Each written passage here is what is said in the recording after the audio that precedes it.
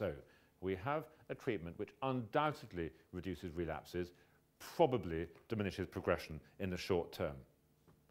What have I forgotten? Is it safe? Is it safe? So, in the 12-month study, mildly worrying. 4 deaths. Well, okay, 2 of them were during the study and were almost certainly related to the trial treatment. One of them was a nasty case of herpes encephalitis. That's a horrible disease. Herpes in your private parts, bad enough. Herpes in your brain, dear oh dear. Makes thinking really hurt. Just like, okay, let's not do that too much. But the other one was a patient who had not had chickenpox as a child and was on fingolimod, was on steroids for a relapse, and was exposed to a child with chickenpox. Oh dear. Now you could say, well, they shouldn't have gone out and seen the kid with chickenpox while they're on steroids. Okay, we can all be really smart after the event. That patient is now dead. Oh dear. So that's really bad news. You've got to have a good treatment to allow for that.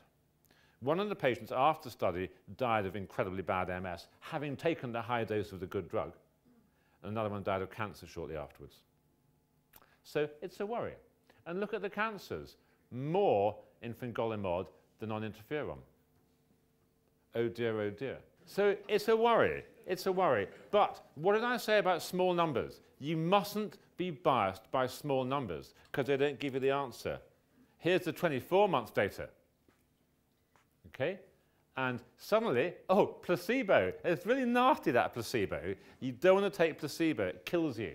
Okay? It's twice as likely to kill you as fingolimod. And look at the cancer rate on placebo. That stuff is lethal. They should take it off the streets. Blooming placebo. Okay? Herpes. Oh, it's about the same.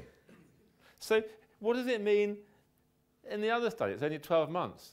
The problem is random data in small studies. Sorry, small numbers out of a big study.